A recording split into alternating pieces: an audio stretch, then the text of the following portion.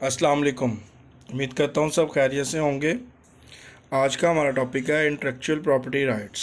Basically intellectual property rights क्या होते हैं? जो भी आप अपना बिज़नेस कर रहे हैं, जो भी आपने अपना नेम डिसाइड किया है या फिर आपने लोगो डिसाइड किया है, तो उसको आप प्रोटेक्ट करें ताकि वो चीज़ों को कोई और यूज़ ना कर सके। तो स्टार्ट करते हैं। IPRs are the legal rights that protect the creation of person और बिजनेस। तो बेसिकली ये लीगल राइट्स होते हैं जो कि आपके बिजनेस या फिर आपने कोई चीज़ इन्वेंट की हो या क्रिएशन की होगी, उसको ये प्रोटेक्ट करते हैं ताकि कोई और वो चीज़ यूज़ ना कर सके, आपके आइडिया वगैरह को यूज़ ना कर सकते। This creation can include invention. इस क्रिएशन में आपकी इन्वेंशन हो सकती है। इन्वेंशन से मुराद कोई आपने कोई न्यू चीज़ इन्वेंट की, book, song, art work, brand name और लोगो। तो वो कह रहा है आपकी बुक हो सकती है, कोई आपने बुक पब्लिश की हो या फिर आपने इंट्रोड्यूस करवाई हो। सॉन्ग हो सकता है, आर्ट वर्क हो सकता है, ब्रांड नेम और लोगो, आपका ब्रांड नेम और लोगो वगैरह भी इसमें शामिल हो सकते हैं। तो बेसिकली जब आपने उसको रजिस्टर करवाया होगा तो कोई दूसरा बंदा उसको यूज़ नहीं कर सकता। अगर वो कोई आपका यूज़ करता है तो आप उस पर कॉपीराइट क्लेम डाल सकते हैं, या फिर आपकी वो चीज़ ऑफिशियली प्रोटेक्टेड होगी किसी कंपनी की मदद से, तो आप उसके ख़िलाफ़ लीगल वे जो भी होगा उसके अकॉर्डिंगली आप उसको लीगल वे से चल सकते हैं। IPR ensure that no one can use और copy these creation without permission. आपने जो भी चीज़ क्रिएट की है, क्रिएशन की है, IPR उसको इंश्योर्स करता है। अगर आपने इसको रजिस्टर करवाया तो आपकी परमिशन के बगैर वो कोई चीज़ यूज़ नहीं कर सकता। This protection encourage people to be creative and help business keep their unique identity. Mean आप अपनी क्रिएशन की एक यूनिक आइडेंटिटी बनाने के लिए basically IPR intellectual property rights का यूज़ करते हैं। नेक्स्ट हमारे पास registration of intellectual property in Pakistan.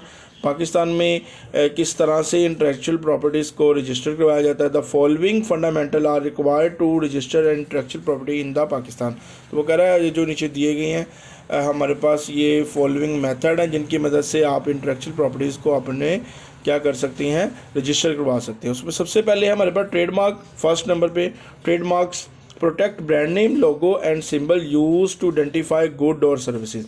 Main अपनी गुड्स और सर्विसेज की आप ब्रांड नेम को, लोगो को और सिंबल्स को आप प्रोटेक्ट करने के लिए ट्रेडमार्क का यूज़ करते हैं। तो इसका प्रोसीजर देखते हैं। Applying at the intellectual property organization of Pakistan, IPO Pakistan, intellectual property organization of Pakistan. ये हमारे पास इस IPO की मदद से हम अपना क्या करेंगे, अप्लाई करेंगे। अप्लाई विद द नेम और लोगो, डिस्क्रिप्शन ऑफ गुड और services and the required fees. Mean आपने अपना नेम, लोगो, डिस्क्रिप्शन बतानी है और सर्विसेज, क्या चीज़ आप बेच रहे हैं और कौन सी सर्विसेज दे रहे हैं, और रिक्वायर्ड फीस, जो भी उनकी फ़ीस होगी रजिस्ट्रेशन की वो आपने पे करनी है।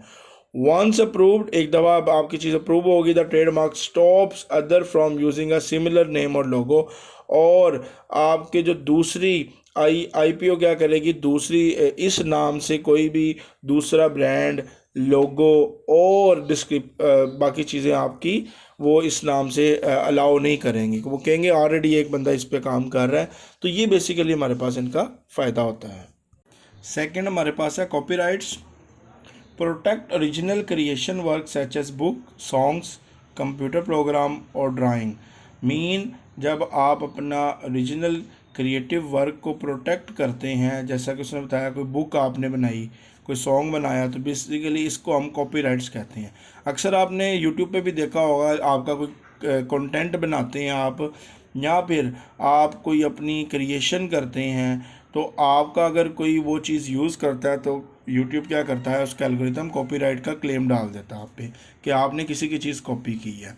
ये इसी वक्त होगा जब आपने उसकी इंटेलेक्चुअल प्रॉपर्टी की मदद से, इंटेलेक्चुअल जो प्रॉपर्टी है और उसमें आपने अपना वर्क रजिस्टर करवाया होगा। तो सेकेंड इसमें फर्स्ट पॉइंट है apply the copyright office under IPO Pakistan. वही IPO पाकिस्तान ये एक अदारा है जहाँ पे आपने उसको रजिस्टर करवाया हो। Send detail of the work, आप अपनी detail of work, proof that you created, proof करें कि आपने ये क्रिएट किया है, and copy of the work, और अपनी एक कॉपी भी उनको भेजनी पड़ेगी। Copyright is given automatically when the work is created but registration give stronger legal protection। तो कॉपीराइट वगैरह ऑटोमेटिकली आपको दी जाती है when the work is, जब आपका वर्क क्रिएट होता है, but registration give stronger legal protection, लेकिन जो रजिस्ट्रेशन होती है वो आपको एक स्ट्रॉन्ग लीगल प्रोटेक्शन प्रोवाइड करती है कि कल को आप उसके खिलाफ एक्शन भी ले सकते हैं। नेक्स्ट थर्ड पे हमारे पास है patent give legal protection to new product design और method that someone has created. Main patent उस चीज़ का होता है जब आप कोई न्यू प्रोडक्ट, कोई न्यू डिज़ाइन, कोई न्यू मेथड आप लॉन्च करते हैं, तो उसको प्रोटेक्ट करवाने के लिए हम पेटेंट का कॉन्सेप्ट यूज़ करते हैं। This means only the inventor can make use और sell it for a certain time. Mean जो क्रिएशन करने वाला है सिर्फ वही इस चीज़ को यूज़ कर सकता है और वही इसको आगे सेल कर सकता है।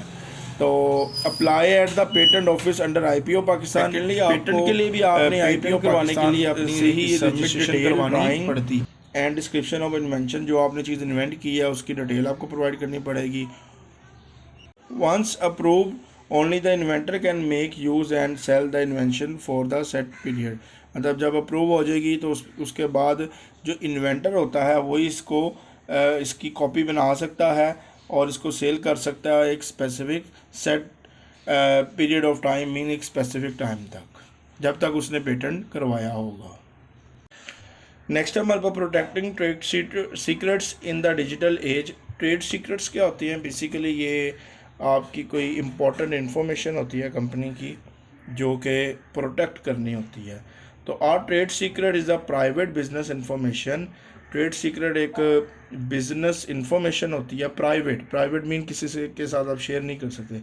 डैट गिव्स एन एडवांटेज, जो कि कंपनी को बहुत ज़्यादा फ़ायदा दे रही होती है। सच एज रेसिपी, कोई भी अगर रेस्टोरेंट है तो आपकी फूड पॉइंट है तो उसकी रेसिपी आपकी ट्रेड सीक्रेट्स होगा। फार्मूला मीन अगर कोई प्रोडक्ट यूज़ वाली प्रोडक्ट हम यूज़ करने वाली प्रोडक्ट है तो उसका भी फार्मूला होगा कोई ना कोई। और लिस्ट ऑफ कस्टमर्स, और जो सप्लायर्स हैं या फिर जो ट्रेडर्स हैं उनका हमारे पास ट्रेड सीक्रेट क्या होगा? लिस्ट ऑफ कस्टमर्स, जो कस्टमर्स की लिस्ट है किन किन को कौन कौन से प्रोडक्ट वगैरह वो शेयर कर रहे हैं।